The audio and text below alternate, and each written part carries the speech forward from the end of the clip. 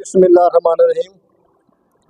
अज की जी press conference की जाती है, यदा मेन मकसद है कि अलीपुर अरसा 13 साल तो असी मुख्तलिफ अंदाज नाल ताजरान और अवाम की खिदमत कर रहे हैं, जिन्हों दोस्तों ने वेख के साड़ी इस चीज़ नूं ते तमाम सदूरा ने अलहमदुलिल्लाह साहब दे मेरे ते इतमाद किया 2020 ते असी एक तंजीम बनाई मरकजी अंजमन ताजरा, जिन्हों असा फिर रजिस्टर कराया। रजिस्टर कराने दे कुछ मकासद सन। वो मकासद है सन कि जेह्ड़ी यह तंजीम है मरकजी अंजमन ताजरान, एदा हर वो मैंबर सदर हो सकता है जिहड़ा जनरल सैकटरी या सदर अपनी तंजीम का होवे। मिसाल के तौर पर मैं कपड़े वाली तंजीम का सदर हाँ, तो मैं एदा सदर बनने का मैनूं इख्तियार है।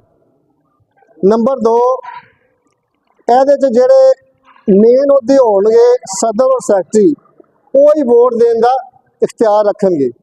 जेड़े आज़ादी उहदे दौरान होंगे वो नाल चलणगे, भी फंड भी देंगे, सारा कुछ देंगे, लेकिन वोट अंदराज वोट पाने का उन्हें इख्तियार नहीं होएगा। लिहाजा नंबर 3, जेड़ा इलैक्शन कमिश्नर होएगा वो 3 बंदियां दे ओहदा 3 रुकनी बाडी ओहदी होएगी। वो पूरी बाडी का एक बारी इजलास करके जिहदे मशावरत नाल जेड़ा फंड वगैरह या जेह्ड़े वोट कास्ट करने किसी तराज है वो तराज दूर करके फिर इलैक्शन का ऐलान करया करेगा। बदकिस्मती नाल पिछली दफे सारा मामला तो इंज होया है, लेकिन एक मशावरत नाल होया है, जेड़ा कि असी अखबार पिछले साल की अखबारां भी साडे कोल मौजूद ने, रिकॉर्ड भी मौजूद है कि असी अप्रैल इहदा नोटिफिकेशन किया, दोस्तों ने सारे मशावरत करके इलैक्शन का ऐलान किया गया। फिर रजामंदी नाल मलक जुल्फकार भुट्टो जिहड़ा सब सदर रहा है 2 साल, उन्होंने सदर बनाया गया। लेकिन इस दफ़ा अज तो 2 महीने पहलों अस आख्या कि ना दिसंबर के इलैक्शन करवाना चाहिए, लेकिन वो साढ़े एक सरपरस्त आला जनाब शफीकुर रहमान तैयब डार साहब और अनसर जवेद तारड़ साहब, उन्होंने सानू साडा बह के गलबात सुनी, तस्फिया कराया।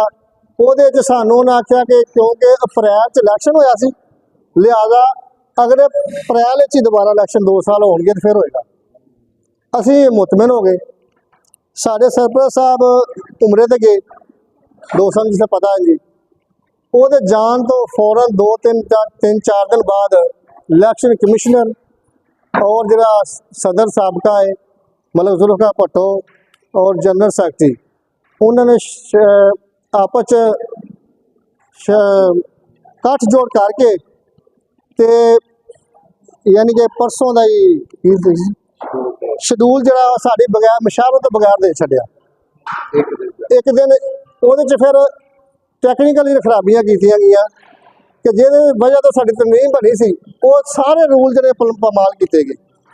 असां चंद दोस्तों ने उन्होंने फोन भी किया, आख्या भी सारा कुछ, लेकिन उन्हें आख्या जनाब मैनू तो आप नहीं पता है भी अज इलैक्शन का ऐलान करना सी तो नहीं सी करना।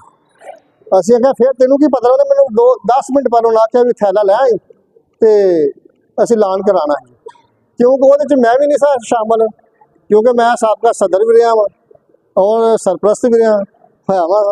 उस तो बाद साडे डिप्टी सदर जिहड़े वो भी नहीं मौजूद हो सके, सीनियर नायब सदर नहीं हो सके, और साडे दोस्त जिहड़े ने वो विच शामिल ना हो, चेयरमैन तक यानी कि वो मामला तो ना हैंडल कर सके।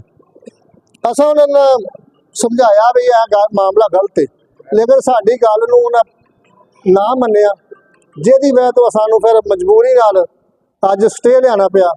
अलहमदुलिल्लाह असी इलैक्शन के खिलाफ नहीं है, क्यों कि इलैक्शन होना चाहिए। अगर इलैक्शन होएगा फिर चंगे बंदे अगे आएंगे। खड़ा पानी रहे तो हदीस भी है ना, जिथे पानी खलोता रहे बदबू मार जाता है। लेकिन वो दोस्त जिहड़े ने बजिद ने कि सानू अगले साल आस्ते भी सदर बनाया जाए, और जिहड़ा साडी तंजीम दा आइन है इनू बिल्कुल कमाल किया गया है। वह असी टोटल सबूत भी दे सकते हैं ਕਿ ਪਿਛਲੇ ਸਾਲ ਅਸੀਂ ਅਪ੍ਰੈਲ 'ਚ ਇਲੈਕਸ਼ਨ ਹੋਇਆ ਹੈ ਤੇ ਹੁਣ ਇੰਨੀ ਜਲਦੀ ਇਲੈਕਸ਼ਨ ਕਰਾਉਣ ਦੀ ਇਹਨਾਂ ਨੂੰ ਕਿਉਂ ਜ਼ਰੂਰਤ ਪਈ ਹੈ। ਲੇਕਿਨ ਉਹਨਾਂ ਸਾਡੀ ਕੋਈ ਗੱਲ ਨਹੀਂ ਮੰਨੀ। ਅਸੀਂ ਫਿਰ ਸਟੇ ਲਿਆਂਦਾ, ਜਦੋਂ ਸਟੇ ਲਿਆ ਕੇ ਅਸੀਂ ਉਹਨਾਂ ਨੂੰ ਜਿਹੜਾ ਇਲੈਕਸ਼ਨ ਕਮਿਸ਼ਨਰ ਹੈ ਉਹਨੇ ਸਟੇ ਦੇ ਦਖਲ ਕੀਤੇ ਨੇ, ਬਕਾਇਦਾ ਤੌਰ 'ਤੇ ਵਸੂਲ ਕੀਤਾ ਹੈ। ਉਸ ਤੋਂ ਬਾਅਦ ਫਿਰ ਮੀਡੀਆ ਦੇ ਸਾਨੂੰ ਵੇਖਿਆ ਕਿ ਉਹ ਢੋਲ ਵਜਾ ਰਹੇ ਨੇ, ਇਲੈਕਸ਼ਨ ਕਮਿਸ਼ਨਰ ਉਹਦਾ ਦੂਸਰਾ ਐਲਾਨ ਕਰ ਰਿਹਾ ਹੈ। ਇਨਸ਼ਾਅੱਲਾ ਅਸੀਂ ਪੂਰੀ ਉਮੀਦ ਆ ਕਿ ਕਾਨੂੰਨ ਦੇ ਨਾਲ ਇਹਨਾਂ ਇਨਸ਼ਾਅੱਲਾ ਅਸੀਂ ਇਹਨਾਂ ਦਾ। ਉਸ ਤੋਂ ਇਲਾਵਾ ਮੇਰੇ ਹੁਣ ਨਾਲ ਜਿਹੜੇ ਦੋ ਸਾਥੀ ਨੇ, ਸਾਥੀ ਦੇ ਸਦੂਰ ਨੇ, ਉਹ ਅਲਹਮਦੁਲਿਲਾ ਸਾਡੇ ਨਾਲ ਨੇ। ਤੇ ਬਾਕੀ ਜਿਹੜੇ ਮਾਮਲਾਤ ਨੇ ਉਹ ਮਜ਼ੀਦ ਜਿਹੜੀ ਗੱਲਬਾਤ ਹੈ ਉਹ ਮੈਂ ਦਾਵਤ ਦਿੰਦਾ ਆਪਣੇ ਦੋਸਤ ਨੂੰ, ਯਾਨੀ ਕਿ ਡਿਪਟੀ ਸਦਰ ਮਰਕਜ਼ ਮੇ ਤਾਜਰਾਤ ਤਬਰੇਜ਼ ਅਕਰਮ ਸੰਧੂ ਨੂੰ, ਉਹ ਆਪਣੇ ਖਿਆਲਾਤ ਦੇ ਇਜ਼ਹਾਰ